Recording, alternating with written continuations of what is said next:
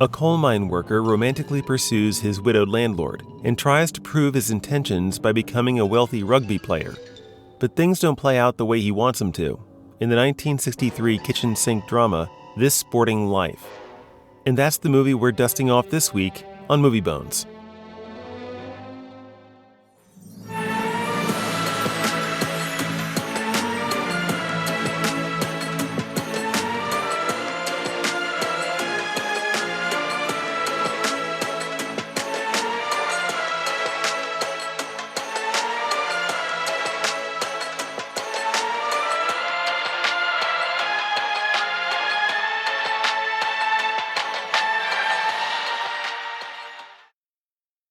You must be mad to think I'd go out there walking with you.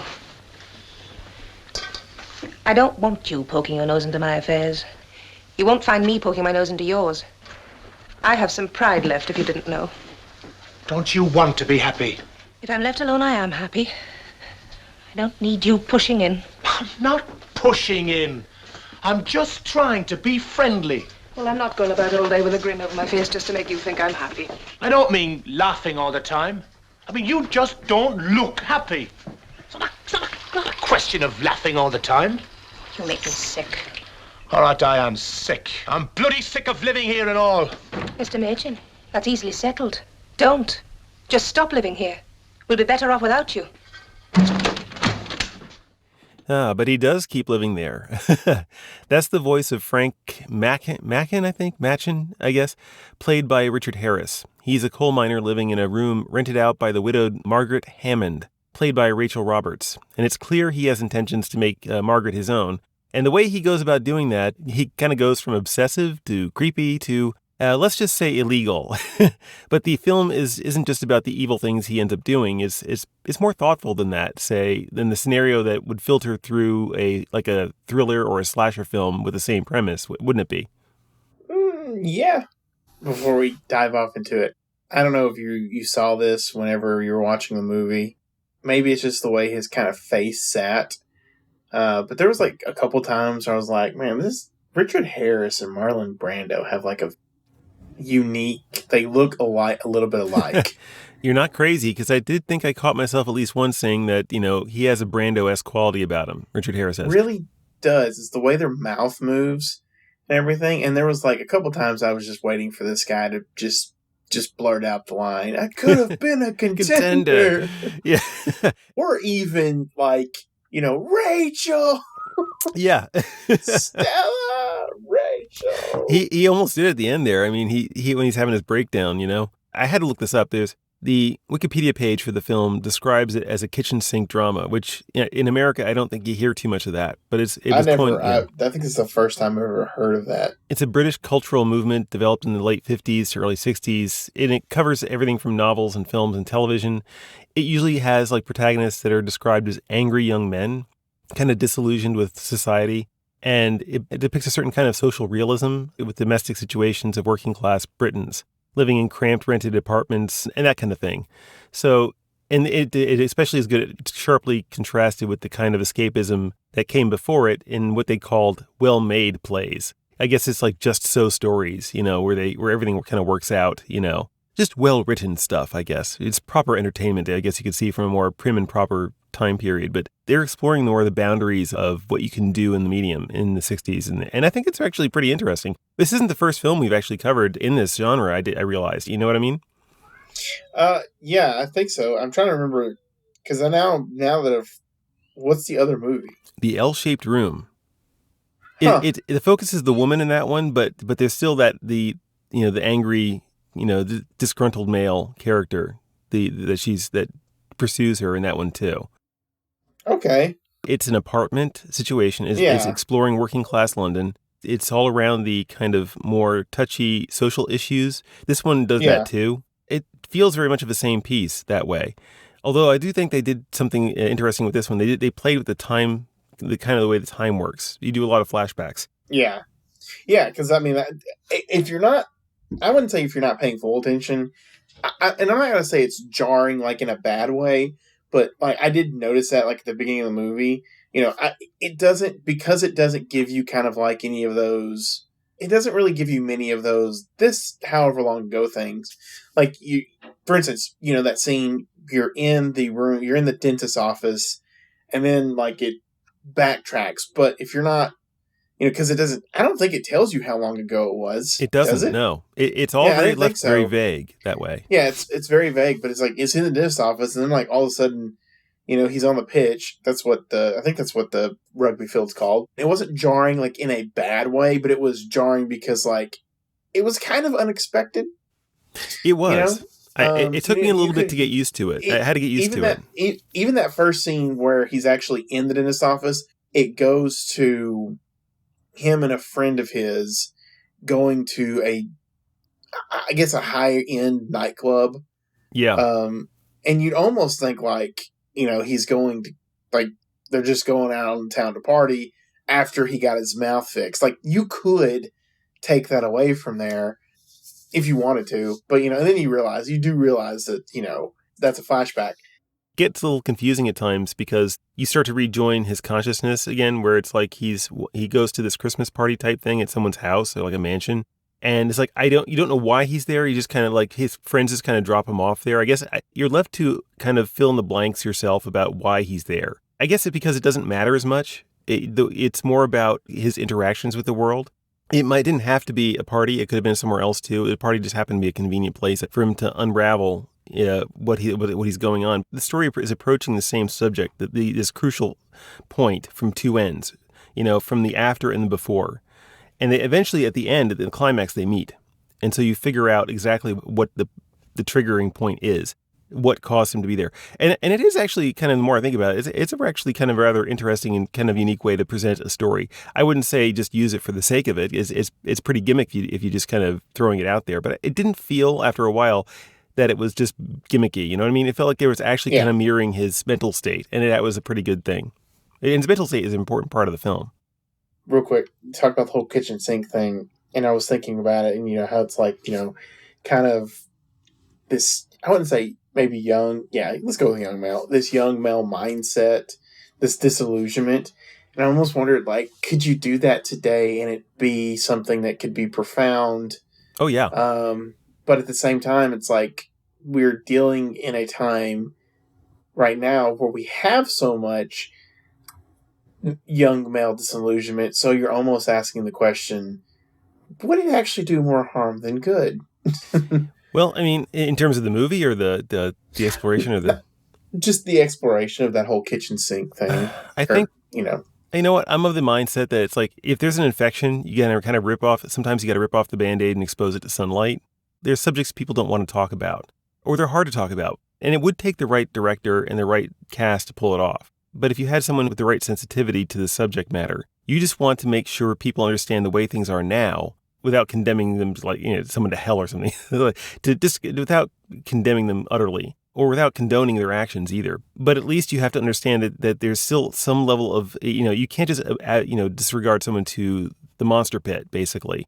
There has to be somewhere for them to go. If it's prison for a while, sure. And he should have probably gone to prison after that, but not just to leave it at that. Because there has to be some kind of attempt to heal there. You know what I'm saying? And you can't heal without sunlight. So you have to, but the first thing starts with, taking the bandage off.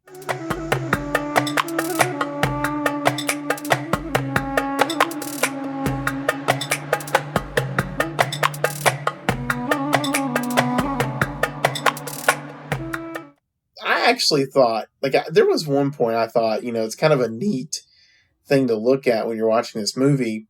You're not just seeing the wear and tear on his body, because you do start gradually seeing it. It's not the end of the movie where you start gradually seeing it as the movie goes on, but you're seeing the wear and tear on his body, and you're also seeing the wear and tear on his mind. Yeah. I thought that was really kind of an interesting juxtaposition. Yeah. And it's all because, it's like, here is a guy who is like I said, he's a lost man. He is a lost soul.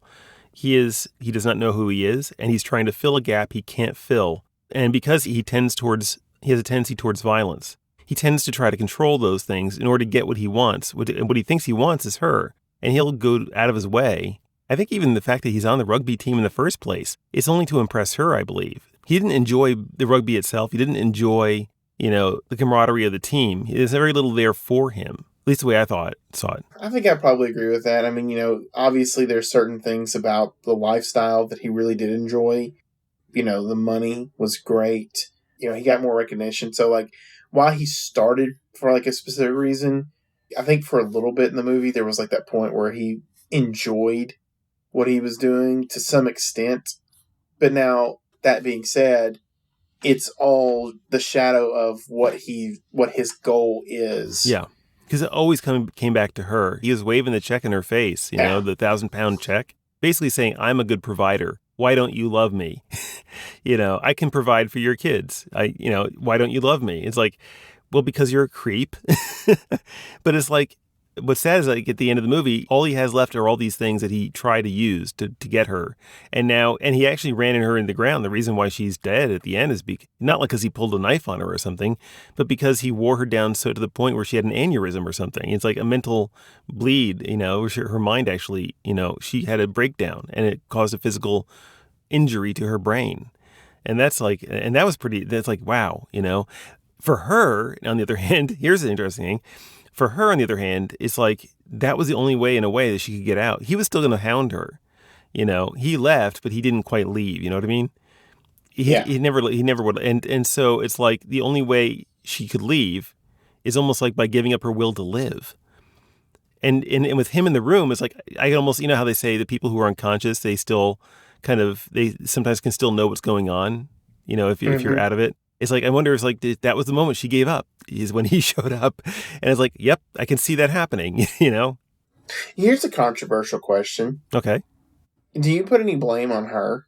When I didn't know more about the situation, I think I would have in the early stages, when it was just the two of them arguing, and it does just kind of drop you in the middle of it, not to a detrimental effect to the film, but it just drops you in the middle of one of their conversations. He's kind of having these flashbacks kind of at random a bit. The argument seemed more even-handed about blame at that point. I learned more about them. I learned more about her specifically, about her, the situation she's in. The only reason why she's taking him on in the first place is because she needed the money to rent out a room, and she kind of needs that.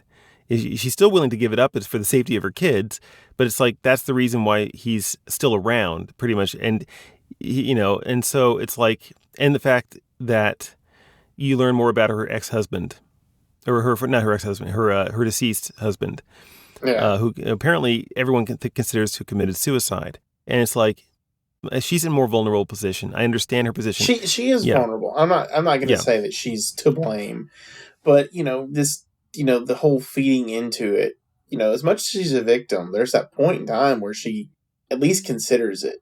I mean, she goes on a date with him. It's a complex situation psychologically, and I'm not an expert enough to talk about it in depth.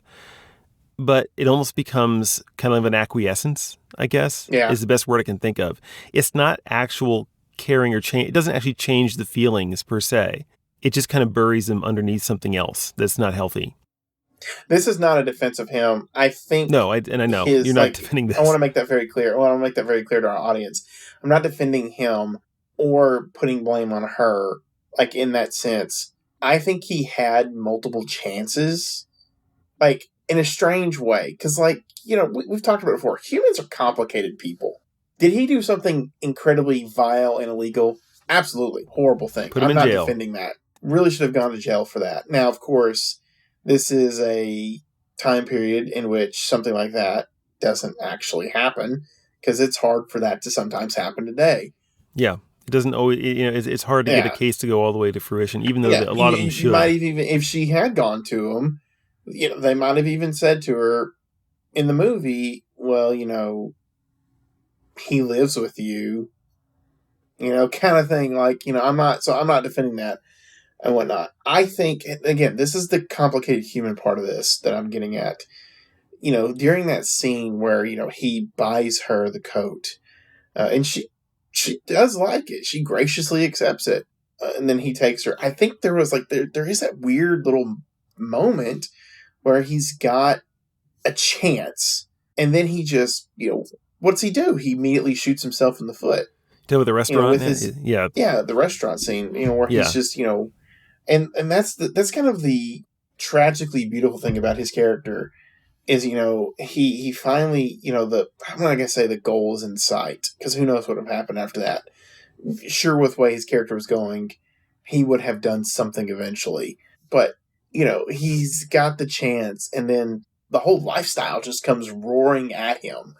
And he just gives into it. He gives into that, you know, oh, I've got the money. Oh, you know, the showmanship, you know, the arrogance, all of that stuff. And she sees it. Like, she sees it. And, you know, you do see that clarity kind of scene like, oh, I thought, and then, no, this was never going to be anything more than basically him being a child, an immature person. You know, like, women, rightfully so, will complain about, you know, they have a husband, they have kids, and sometimes it's like they've just got an extra kid with their husband. I'm not saying that's about all marriages, obviously, especially all marriages with kids. But I mean, like, there's that times where that does happen. It's like you're supposed to have a partner. You're not supposed to have another child. No. That's part of what his issue is he's just still a child. He's not developed. You know, he just doesn't. He's not. Part of being an adult, and this is what you realize this as you get older. Part of being an adult is kind of figuring out who you are. I mean, on a much deeper level. You know, the deeper you know yourself, the more confident you can be that your yeses and nos are coming from actual you, and not just as an attempt to try to, you know, fit into society or, you know, pick a reason. You know, there's all kinds of false reasons we adopt to try to mask our insecurities. But this guy is a ball of insecurity. It's like he has no clue who he is, and he thinks that this woman is the. And it does kind of fall into the woman as the magic, you know, can make the man better. I guess this is called something. You know what I'm talking about, though. It's like she magically waves a wand and the man is cured. That is a thing, and it's completely awful. And because it's not a true relationship. You know, you can't, and that's the other. You can't enter a true relationship without knowing yourself, without both parties knowing themselves. You know, pretty well at least, if not perfectly, at least at the deepest level, the most important parts of yourself you have to know, and he lacks that. Now, there's another character in this movie that I kind of want to discuss because it was a character that a little bit confused me the whole entire time. And that was the guy he called Dad. Which, by the way, real quick, or if you didn't know this, the character he calls Dad is actually played by William Hartnell, who is the first. This movie, I don't know how or why, but this movie actually landed him the role of the Doctor from Doctor Who, and he was the first Doctor. Mm-hmm. You're right. I can see it now. Yeah. Oh my goodness. Light bulb activated. But yeah, like that was a strange character to me. You know, I don't know if maybe I looked at him in the wrong way, but you know, I think there was and I felt like it was alluded to at one point in time. You know, he called the character Dad. It wasn't his dad, but like, did it seem like it was hinting that that his character, Hartnell's character, like maybe had some kind of like feelings for Frank? I mean, I was confused a little bit at first too, and then I remembered that there is this. First of all, there's the slang term "dad." I have heard in other British films that basically generic older guy that you respect kind of, you know, terminology. I could call someone else dad if they were just older than me by a good enough deal, and I respected them. Like everybody else, you know, he uses him, and then he falls off the face of the earth. You know, it's like he gets him what he wants, which is the next step toward getting the thing which he thinks is going to get to, you know, to Maggie. Thanks for saying Maggie. Margaret. Margaret, sorry. Get to Margaret. Boy, I'm going to mess that up all. It's like a permanent thing now. But yeah, it's that thing. So he's only using him again. So all his relationships are about use. And because of that, you know it's going to end badly. You know, he's getting a success out of the way first, and then he's going to take care of the tragedy later. You know, and that's what it ends up going. And it's a huge tragedy too. It does kind of, you know, for everybody involved really. And her kids are all now, they have no parents.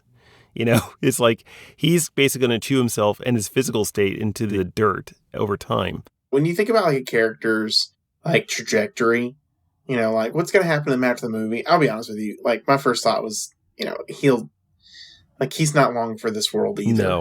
No. You know, to be honest with you, because he's probably going to kill himself, as much as I hate to say it. But like if he doesn't die in the rugby field, he's going to drink himself into a bottle and die. Yeah, that's what it looks like. Exactly. And that's the thing is, because he was unwilling to change, ultimately he brings it on himself.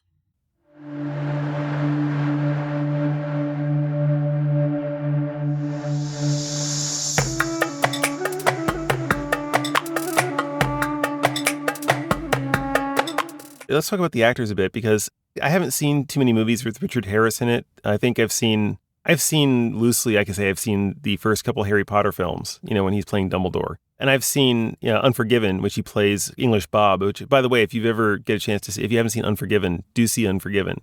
English Bob, he plays English Bob in that, and also a really great role. But it makes me want to see more of him. He just did a fantastic job. Like you said, he's got that Marlon Brando quality, Yeah, I mean, he was Aurelius in Gladiator.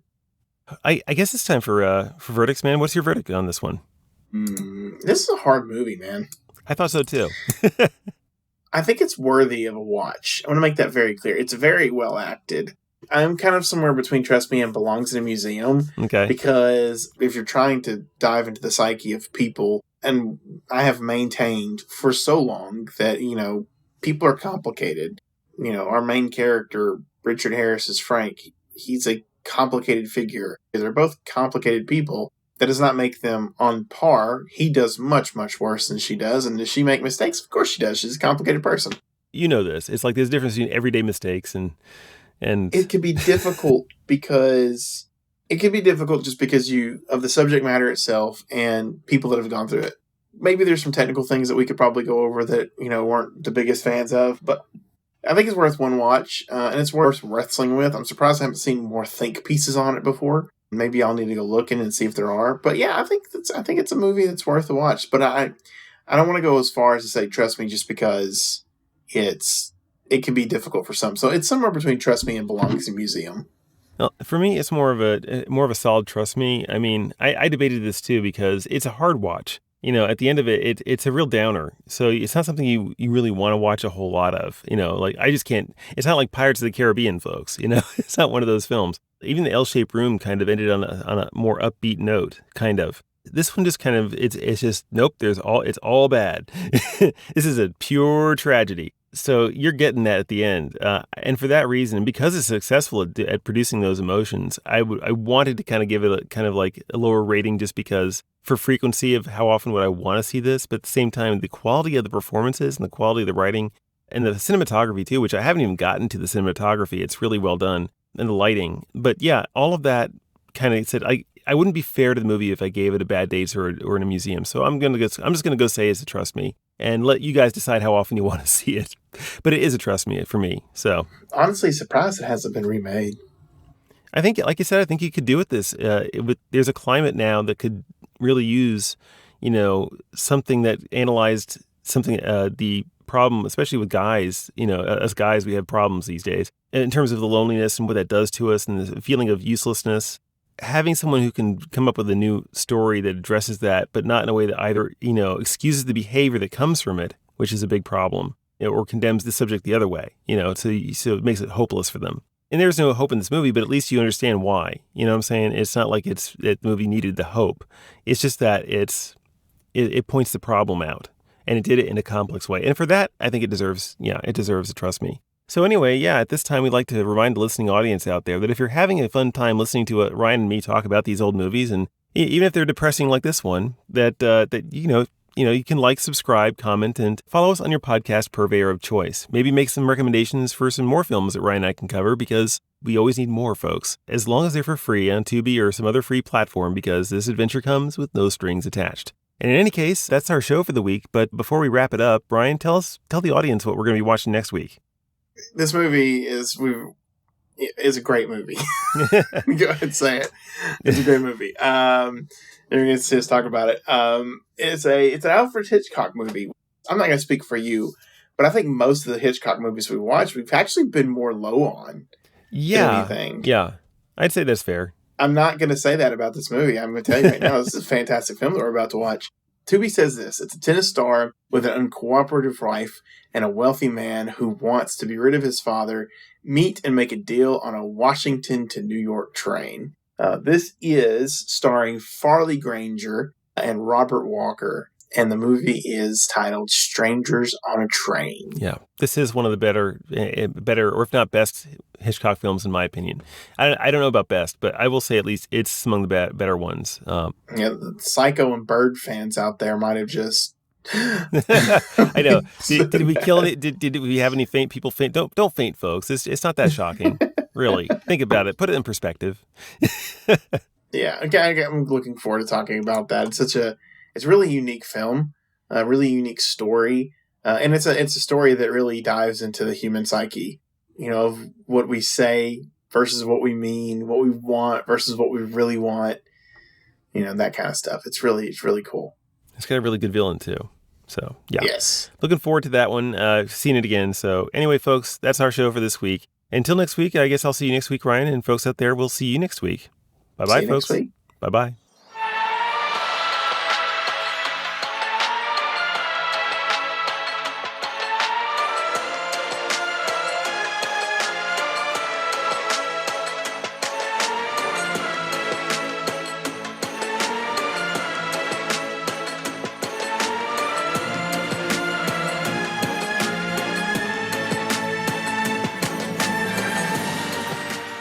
Tell you, I'd like it a lot if you let me call you Sunshine, Margaret. Sunshine.